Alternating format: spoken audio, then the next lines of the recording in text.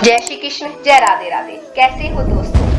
आज मैं एक बड़ी ही बात आपके साथ सबसे पहले शुरू करने लगी हूँ कि एक किसी ने सही ही कहा है, मत करना अभिमान खुद पर ए इंसान, मत करना अभिमान खुद पर ए इंसान।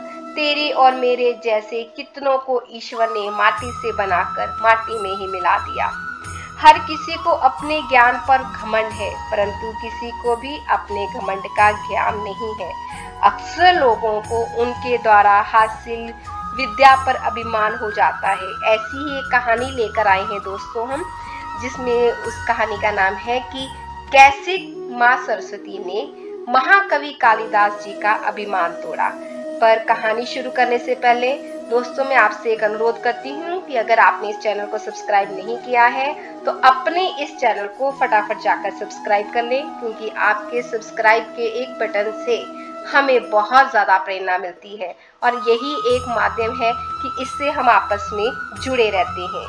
और चलिए अब कहानी की तरफ। अब कहानी के में सबसे पहले हम चलते हैं महाकालिदास की जिस तरफ। कालिदास जी बहुत ही महान और विद्वान कवि थे और कालिदास जी माँ सरस्वती के परम भक्त थे। एक बार उन्होंने कालिदास जी को अपने ज्ञान पर बहुत अहंकार हो गया। उन्हें लगता था उन्हें शास्त्रों का पूरा ज्ञान हो गया है, उन्हें कोई हरा नहीं सकता। उन्होंने सारी दुनिया का ज्ञान अर्जित कर लिया है, वे सबसे बड़े विद्वान हैं। उनके इस अहंकार को दूर करने के लिए माँ सरस्वती ने एक लीला रची। एक बार कालिदास जी शास्त्रार्थ के लिए पड़ोसी राज्य के लिए जा रहे थे। गर्मी के दिन थे, रास्ते में प्यास के कारण उनका बुरा हाल हो गया। तो कुछ समय के पश्चात उनको एक कुआं दिखाई दिया और कुएं पर एक लड़की पानी भर रही थी। तो उन्होंने उस लड़की से पानी मांगा, कहा कि मुझे पानी दे दो। तो लड़की ने उनसे उनका परिचय पूछा कि पहले आप बताइए कि आप कौन हो। तो कालिदास जी ने इसे अपना अपमान समझा। उन्होंने कहा कि मुझे कौन नहीं जानता। वह कहने लगे, तुम अभी बहुत छोटी हो, घर में किसी बड़े को भेजो, वह मुझे जरूर जानते होंगे। लेकिन लड़की हट करने लगी, उनका नाम पूछने लगी। कालिदास जी कहने लगे, मैं बहुत बड़ा विद्वान हूँ, मेरी प्रसिद्धि दूर दूर तक है। कालिदास जी के ऊपर अहंकार भरी बातों का उनका कोई भी लड़की पर प्रभाव नहीं हुआ। वो बोली, आप सबसे पहले ये बताओ कि सबसे ज्यादा ताकतवर कौन है, बलवान कौन है। कालिदास जी ने बोला, मुझे इसका उत्तर जो वो नहीं आता है। तब लड़की कहने लगी कि सबसे बड़ा बलवान तो बहुत इजी आप ढूंढ सकते हैं। तो सबसे बड़ा बलवान? कालिदास जी कहते, तुम ही बताओ कौन है। कहती, सबसे बड़ा बलवान लड़की बोली कि भूख और प्यास है। तो वो सोच में पड़ गया कि हाँ भाई, ये तो लड़की ने सही आंसर दिया है। तब छोटी सी लड़की ने कहा कि चलिए आप मुझे एक और तर्क का आंसर दीजिए। उसने कहा ठीक है, आप पूछो। कालिदास ने कहा कि ठीक है, मुझे बताओ। तो उसने कहा पहले आप परिचय दो। तो इस बार कालिदास जी कहने लगे, अच्छा मैं एक पथिक हूँ। तो लड़की ने उत्तर दिया, संसार में तो दो ही पथिक होते हैं, आप उनके नाम बताइए। कालिदास जी ने फिर सोच में पड़ गए, कहते मुझे नहीं मालूम। लड़की बोली, पथिक तो वो होता है जो बिना रुके बिना थके मंजिल तक पहुंचता है। ऐसे पथिक संसार में केवल दो ही हैं, एक सूर्य, दूसरा चंद्रमा, जो बिना थके चलते रहते हैं। लेकिन आप तो अभी थक गए हैं। तो इतना कहकर लड़की घर के अंदर चली गई और जब बाहर आई एक वृद्ध महिला आई और लड़की चली गई कुएं पर और कालिदास जी ने उससे पानी मांगा। उन्होंने भी उनसे परिचय पूछा। कालिदास जी ने कहा, मैं मेहमान हूँ। वृद्ध औरत कहने लगी, मेहमान तो संसार में केवल दो ही हैं, एक धन और दूसरा यौवन यानी कि जवानी। यानी कि ये वह कब चले जाए कब चली आए पता ही नहीं चलता, जब चली जाती है पता नहीं चलता, बहुत जल्दी से चली जाती है। सच सच बताओ तुम कौन हो। कालिदास जी को बहुत गुस्सा आया और इतना गुस्सा झुंझलाहट होने लगी, उनकी सहनशीलता समाप्त हो रही थी। लेकिन उन्होंने वृद्ध महिला से कहा कि मैं सहनशील हूँ।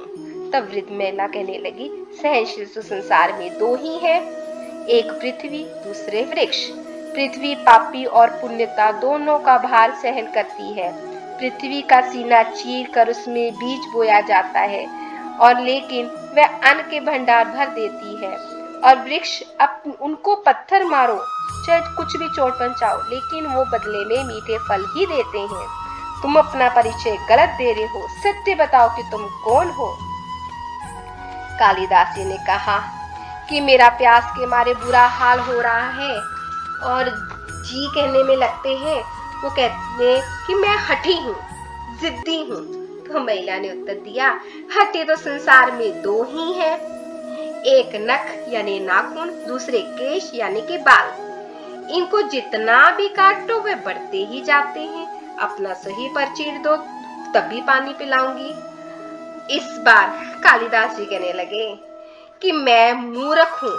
तो वृद्ध महिला कहने लगी, मूर्ख तो संसार में दो ही हैं, पहला राजा जो बिना योग्यता के भी सब पर शासन करता है, दूसरा वो दरबारी जो राजा की दया दृष्टि पाने के लिए उसकी गलत बात को भी सराहना करता है।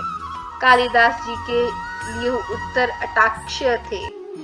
तब वो सोच में पड़ गए। तब कालिदास जी अब कुछ भी बोलने की हालत में नहीं थे। वे वृद्ध महिला के चरणों में गिड़गिड़ाकर हाथ जोड़कर उनसे पानी मांगा और वृद्ध महिला कहने लगी, पुत्र उठो। जब कालिदास जी ने ऊपर उठकर देखा तो वो माँ सरस्वती खड़ी थी। माँ सरस्वती कहने लगी, पुत्र तुमको अपने ज्ञान और मान प्रतिष्ठा पर बहुत घमंड हो गया था। शिक्षा से ज्ञान प्राप्त होता है, ना कि अहंकार। तुम्हारे ज्ञान चक्षु खोलने के लिए मुझे ये लीला रचनी पड़ी। अब कालिदास जी को समझ में आ गया और अपनी गलती का एहसास हो गया। उन्होंने माँ सरस्वती से क्षमा मांगी और माँ सरस्वती ने उन्हें पानी पिलाया और आशीर्वाद दिया। तो दोस्तों, अब हमें इस कहानी से क्या मिलती है शिक्षा, अब वो देखिए। मुझे तो यही लगती है एक ही शिक्षा, वो ये कि अपने ज्ञान, अपने मान प्रतिष्ठा पर, कभी भी उपलब्धि पर जो भी आपके पास है उसका अहंकार नहीं करना चाहिए। अहंकार जो है वो आपको नीचे ही गिराएगा, ऊपर नहीं उठाएगा। तो दोस्तों, आपको ये कहानी कैसी लगी? इस कहानी को आगे लोगों को भी शेयर करना और उम्मीद करती हूँ कि आपने इस चैनल को सब्सक्राइब कर लिया हुआ होगा। और ज़्यादा ना कहते हुए आपका कीमती समय लेने के लिए बहुत बहुत धन्यवाद। और उम्मीद करती हूँ कि आप जल्दी ही मेरे साथ फिर से दोबारा से जुड़ेंगे इसी तरह एक न्यू स्टोरी और मोटिवेशनल स्टोरी के साथ। अब तब तक आप अपना ध्यान रखिए और माता सरस्वती की कृपा हमेशा आप पर बनी रहे। जय श्री कृष्ण, जय राधे राधे।